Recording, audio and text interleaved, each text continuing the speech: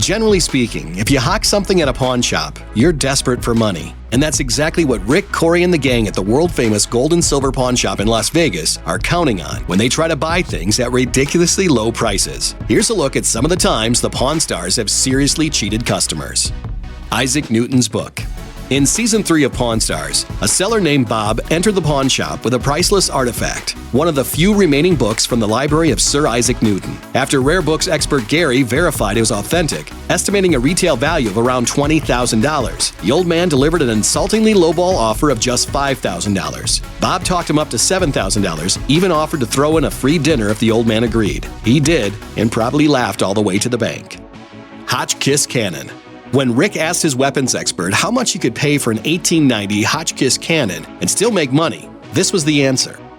I would say $40,000 all day long. But even though Chuck, the seller, was standing right there and heard Rick could pay $40,000 for it and still make money, he still decided to offer the cannon for just $30,000. Rick agreed, and after testing to make sure the cannon still fired, Chuck got to see all his potential profits go up in smoke. 1984 Chris Craft Boat.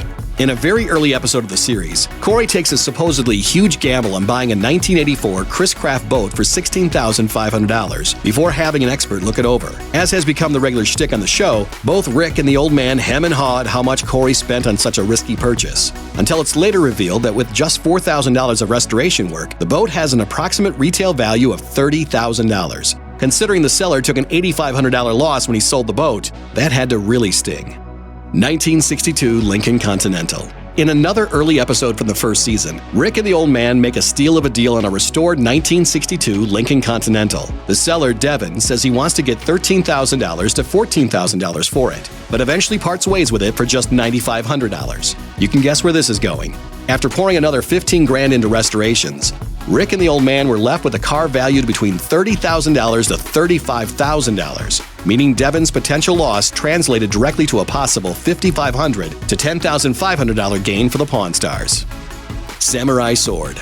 In what is probably the most egregious example of the guys knowingly underpaying for an item, Corey bilked an unsuspecting lawyer out of a 15th century samurai sword that a client had left as collateral. Just before the haggling began, Corey admitted in a backroom confessional that he has seen a few of these sell for thousands of dollars, which makes his initial offer of $800 laughably shady. Eventually, they agreed on a price of $1,500 for a weapon later appraised to be worth between $5,000 and $6,000, with a potential value of up to $15,000 with a little restoration.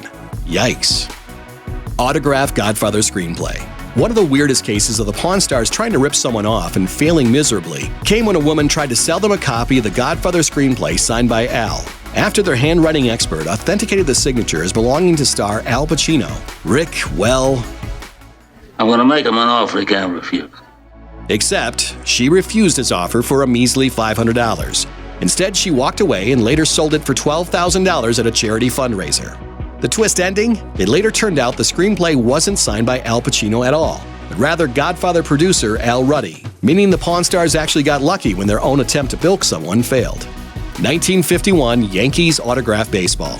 Finally, a would-be seller wisely avoided being another rip-off victim when the gang at Pawn Stars offered him a crummy $800 for a baseball signed by the 1951 World Series champion New York Yankees. Instead, he walked away, which is a good thing, because in 2016, a similar ball sold at auction for over $6,000.